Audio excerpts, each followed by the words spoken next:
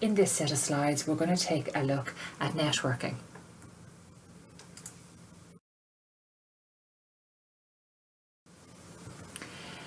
We're going to take a look at basic networking fundamentals.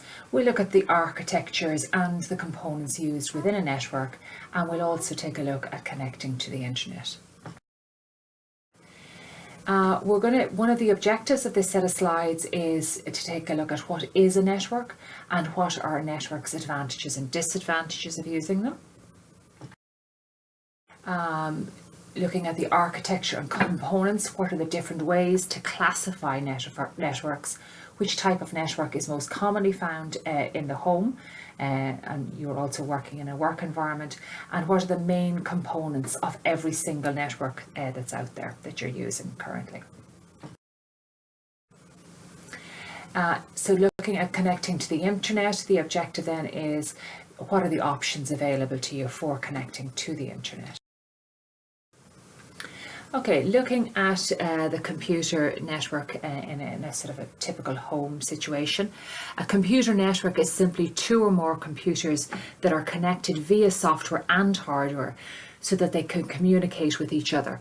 Each device is connected to a network and these are referred to as nodes. So everything that's connected to the network is referred to as a node. A node can be a computer, a peripheral such as a printer or a games console, or a network device such as a router. Having computers networked. Sharing an internet connection is one of them. A network lets you share the high-speed internet connection coming into your home. It also allows you to share printers and other peripherals. Sharing files. You can share files between a number of computers on some sort of storage, portable storage device. And common communications, running different operating systems can communicate on a single network. Features can be classified in a number of ways.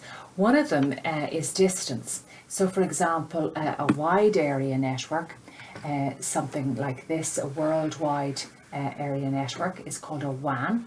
A municipal or metropolitan area network is a MAN, where it's within a particular city. A home area network is within a home, a HAN, and a local area network is what we have here in the college, which covers the whole of the campus within Killybegs. And a personal area network might be, for example, between you and some sort of central device and through to your television, where it's all revolving around you. Other ways of classifying networks is how they're managed and how the information is exchanged. And there can be different rules for exchanging data. And also looking at the different communications medium, how the information is transferred from one node on the network to another.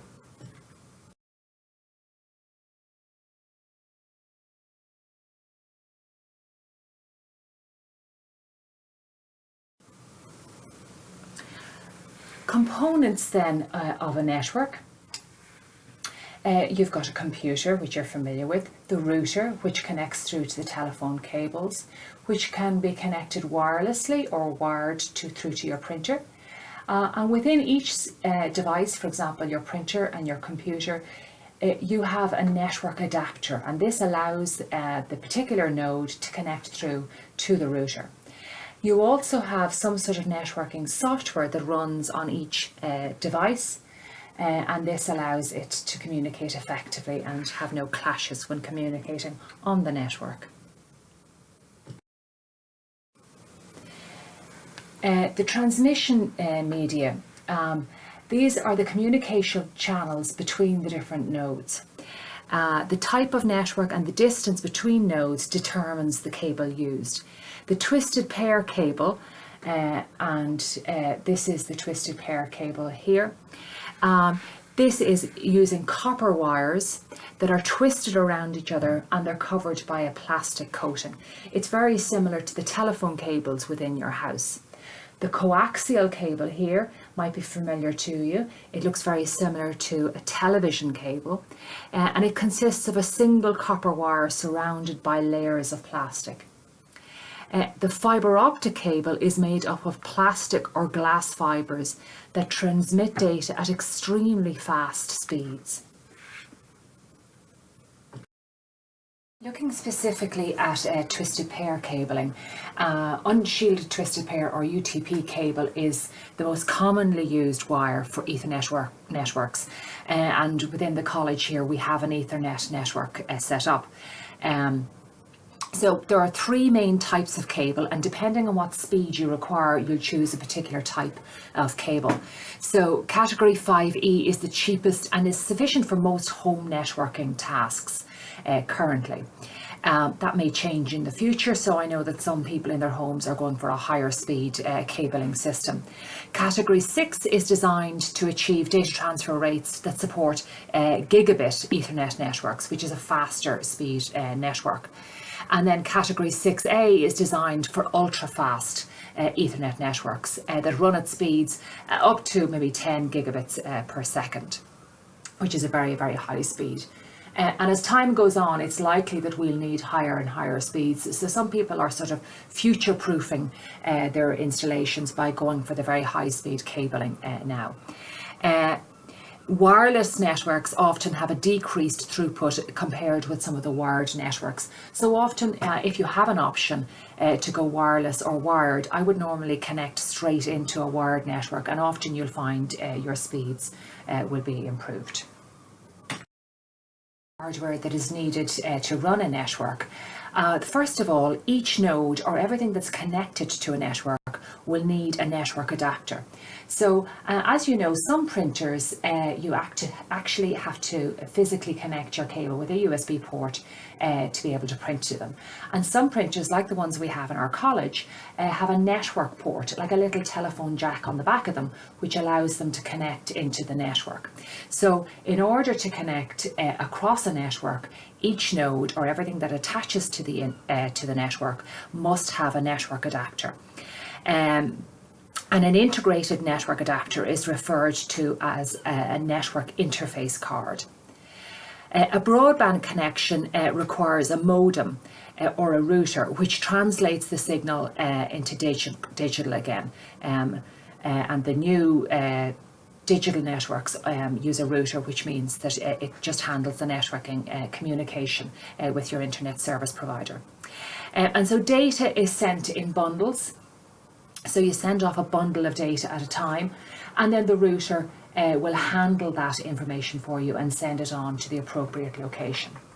So for example, here you're on your laptop here and you're trying to get through to the internet. So you put in your request, for example, a particular website you're looking for through to your router, and that as a bundle is sent off to your internet service provider, which routes it through to Google for you. And then Google makes a response to you and it sends it as a bundle through to your internet service provider, which sends it through to your router and then sends it through to your laptop. So they're handled in bundles. And these bundles are often referred to as packets. Network navigation devices facilitate and control the flow of data.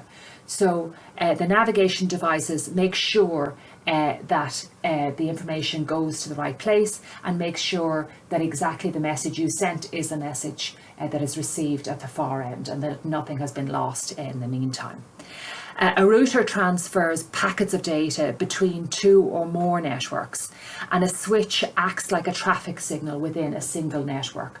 So for example, if you're communicating through to the Letterkenny IT hardware in there, a switch will route your message, or if you're trying to print, a switcher will handle that routing of that signal. However, if you're trying to get through to the internet and through to Google, then it'll be a router that will handle those messages as they pass through the system.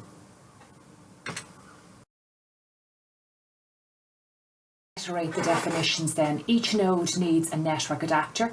An integrated network adapter is referred to as a network interface card.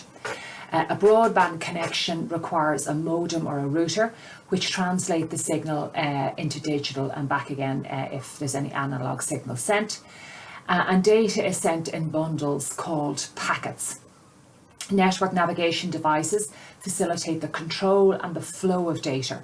So a router is when you're transferring information from one network to another network, and a switch acts like a traffic signal within a single network.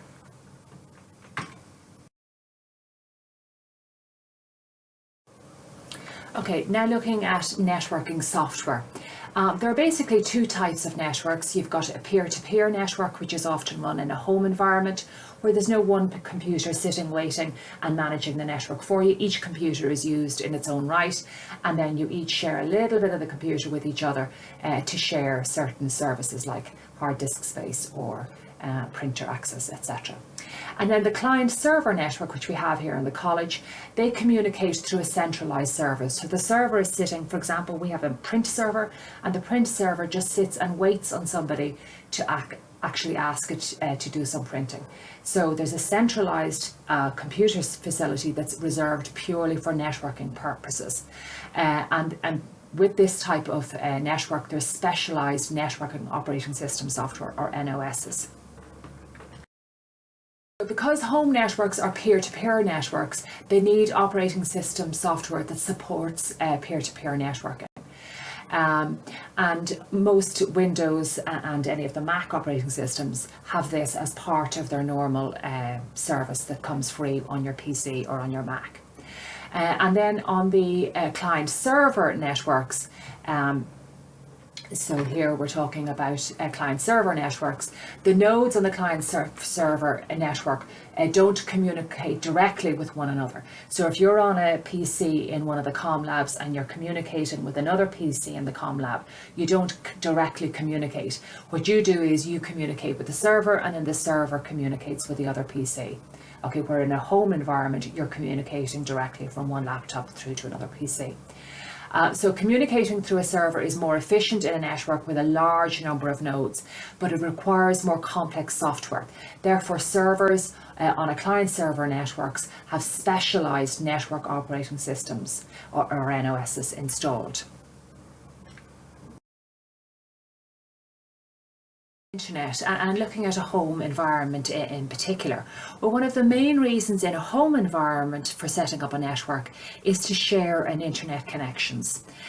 Some businesses and large organisations have a dedicated connection to the internet, but other businesses and some homeowners purchase internet access from an ISP, or an internet service provider. Broadband is the normal way of connecting to the internet now, but in some situations some people use the cellular or the mobile network, and they use their data on their phone to access the internet, or in some very, very remote areas they're still using dial-up connection, which is a very slow speed connection to the internet.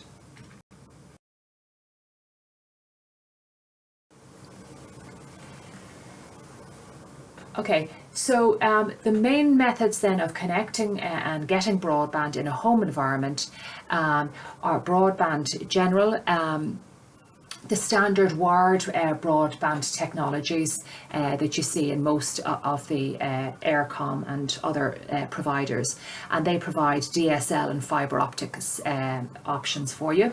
And then there's satellite broadband, and there are parts of Donegal that use this as well, where they can't actually get a wired connection. Usually it's faster if you can have a wired connection, but the next option down is satellite, which gives you reasonable broadband speeds. But then on the mobile side of things, there's also wireless broadband options, and it connects you through the telephone or the cell net access to the internet. Broadband interconnections available, and these will be available in Ireland. You've got cable. Now, cable is usually only available in city. It comes as part of a TV package. Often there's coax cable to the house providing television, and with this you can also get a broadband connection. And the speeds are very high, up from 10 to 30 megabits per second, which is quite a high speed. Traditional broadband that's available in most homes is a DSL or ADSL, which is copper wire, which is what is used for home phones. And it's from 3 to 15 megabits per second, depending on how far you are from the switch or from the exchange, but can be quite slow, especially if you're doing streaming or video, etc. Fibre optic is rolling out. It's rolling out in Donegal as I speak. And lucky places, some places already have it, and they'll notice a dramatic increase from 50 to 500 and actually up to 1,000 megabits per second is now being installed. Again, there's a maximum distance with some of these, and so it's important that you're not too far from the exchange. But again, these are much higher speeds, and you're very lucky to have them if you have fibre to the home.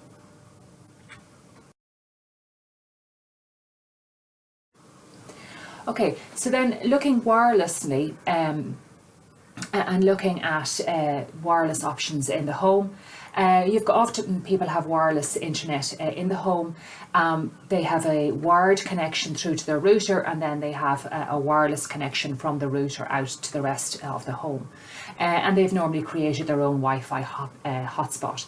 You've all seen wireless in-flight internet, which doesn't interfere with any electrical devices. And then you've got mobile broadband, which connects to your internet using the mobile telephone 3G or 4G, and 4G is faster.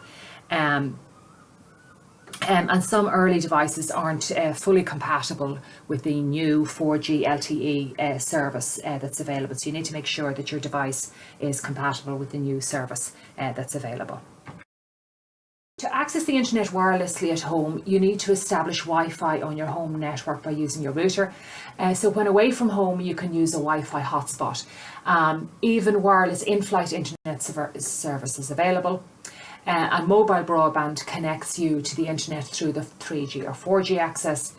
Some of the early 4G systems support less than the required rate and are not fully compliant with the 4G standards, and so are called 4G LTE.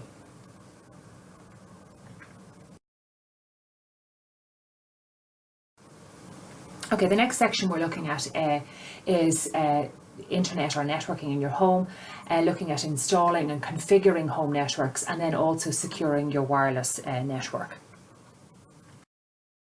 So the objectives we're covering in this section are: how do I tell if my home network is up to date, and how do I identify the devices that are on the network? And so besides computers, what else is connected through to your home network? How do I configure the software on my computer and set up other devices to get the network up and running? What problems might I encounter when setting up a wireless network? Why are wireless networks more vulnerable to security risks than wired networks? And what special precautions do I need to take for my wireless network security? Okay, so now that you understand the basic components of a home network and your internet connection options, you should be ready at this point to install a home network or take a look at that particular section. So in the past, home networks were purely just computers connecting through a router to the internet. But now there are many other devices connecting within the home network. You've got smartphones, you've got gaming consoles, your PS4, and your Wii's and Xboxes, etc. You've got tablets, you've got smart televisions, you've got computers, printers, etc. are all connecting in to your home network. So installing and configuring home networks and basically connecting devices into a router.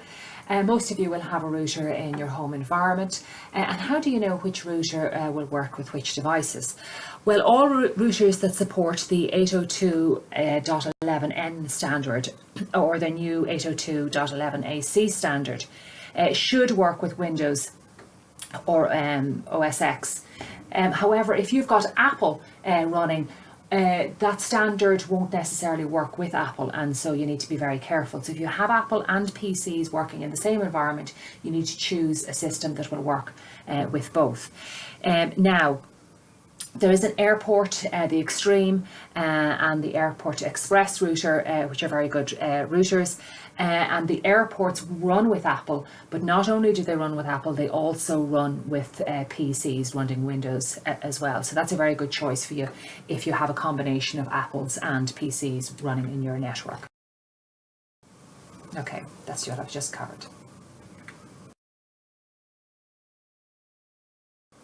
Okay, so looking at network storage. So if you wanted, for example, to share photographs or some sort of database or files, etc., you might have a network attached storage device where everyone can actually access a particular hard drive, etc. Within the college we have this. When you save onto your X drive, this is a network attached storage device. And the airport times capsule is the Apple storage device that goes with that. So NASs, or network attached storage devices, are specialised devices designed to store and manage network data. NAS devices provide for centralised data storage and access. For Apple computers, the airport time capsule is a wireless router combined with a hard drive that facilitates the backup of all computers networked to the network or connected to the network. The airport time capsule looks very similar to the airport router, and it works in conjunction with the time machine backup feature of OS X as well. Devices, you've got new digital picture frames, and these picture frames often have a built-in wireless option in them, and they can access photographs that are saved on the NASs that we were just talking about. They also sometimes have an online option, so people can upload photographs to the picture frames across the internet, or you can send emails to the picture frames, so people, family abroad, etc., can send photographs in, which is quite an interesting feature. So in terms of security, you can actually monitor your house with cameras, etc., in your house, and access that across the internet. Farmers often use it, for example, for security on a farm environment, or come the lambing season, they often use the same system to keep track of the sheep and the lambing process. And that's all done via networking. Problems that might occur in your home. So the dual band N router, which is it goes along with the 802.11n routers. This one here allows for compatibility with some of the newer devices and some of the older devices if it's set up in dual band mode. Other problems that happen within a wireless network is sometimes the distance is too far and the speed reduces as you move further and further from the router. And so you can have a wireless range extender, and some people have these within their home. Other times, for example, in my own house, I have a very old house with big thick stone walls, and sometimes the signals don't go through that, or there might be a steel girder which the signal isn't able to get through. And with the use of a wireless range extender, we can then extend the signal and provide seamless wireless connection throughout the whole home. So the maximum range of the 802.11n or the newer 802.11ac wireless devices is about 350 feet, and as you go further away from your router, the throughput you achieve decreases.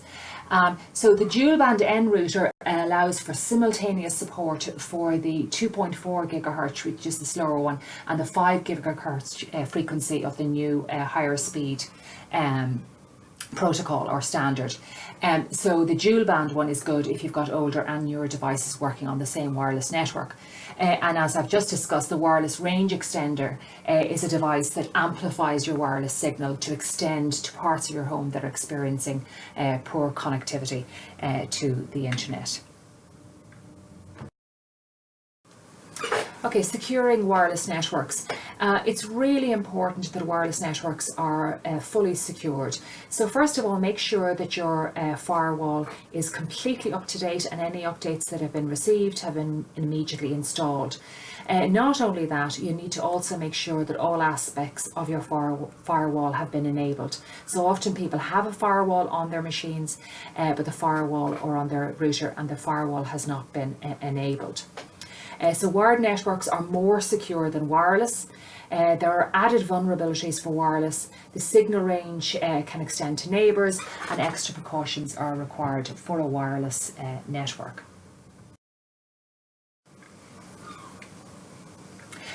Computers that connect to the internet need to be secured.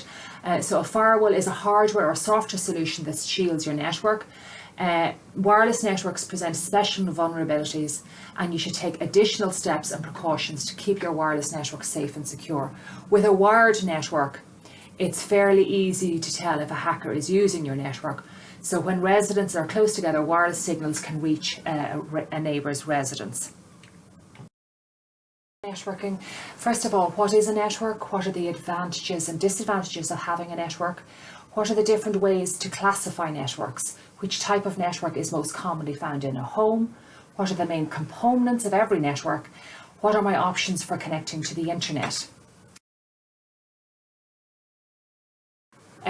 Also, you need to check, how do I tell if my home network is up to date, and how do I identify the devices on the network? Besides computers, what other devices can I connect to a home network? How do I configure the software on my computer and set up the devices required to get my network up and running? What problems might I encounter when setting up a wireless network, and why are wireless networks more vulnerable to security risks than wired networks, and what precautions do I need to take for my wireless network?